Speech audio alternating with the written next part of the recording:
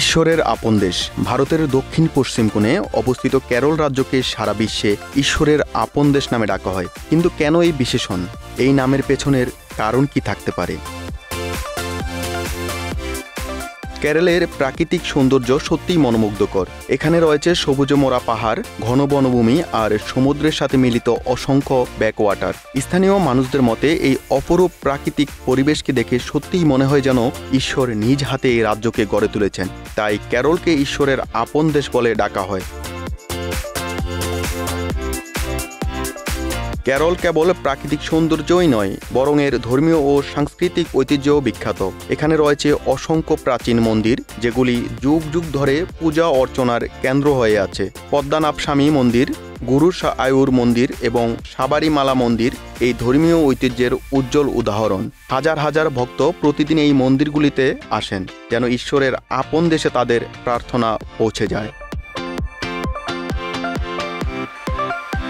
কেরল আয়ুর্বেদ চিকিৎসা এবং যোগ শিক্ষার জন্য বিশ্বব্যাপী পরিচিত।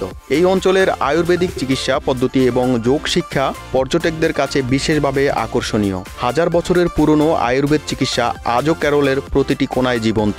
এই আয়ুর্বেদিক সংস্কৃতি এবং প্রাকৃতিক চিকিৎসা পদ্ধতিও কেরলকে ঈশ্বরের আপন দেশ হিসাবে পরিচিতি দিয়েছে। কেরলের ধর্মীয় এবং সাংস্কৃতিক বৈচিত্র্য একে অনন্য করেছে।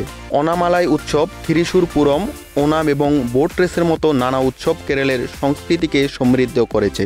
এই উৎসবগুলোতে অংশ নিতে দূর দূরান্ত থেকে পর্যটকরা আসেন, আর এখানকার মানুষদের আন্তরিক আতিথেয়তা তাদের মন ছুঁয়ে যায়। কেরল শুধুমাত্র প্রাকৃতিক সৌন্দর্য এবং ধর্মীয় ঐতিহ্যই নয়, এখানে মানুষের জীবনযাত্রার মান, শিক্ষা এবং স্বাস্থ্য ব্যবস্থাও উল্লেখযোগ্য। ভারতের অন্যান্য রাজ্যের তুলনায় কেরলের সাক্ষরতার হার সর্বাধিক এবং স্বাস্থ্যসেবাও অত্যন্ত উন্নত।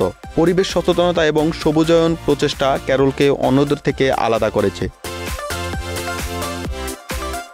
কেরল রাজ্যের পর্যটন বিভাগ 1980-এর দশকে গডস ওন কান্ট্রি স্লোগানটি প্রথম ব্যবহার করে। এই স্লোগানটির মাধ্যমে কেরলের পর্যটন শিল্প দ্রুত বিকশিত হয় এবং সারা বিশ্বের মানুষ কেরলের প্রতি আকৃষ্ট হতে শুরু করে।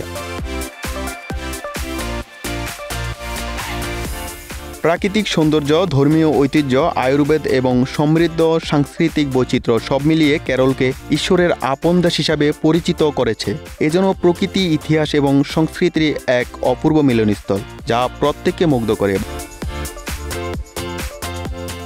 Bangla affairs news desk.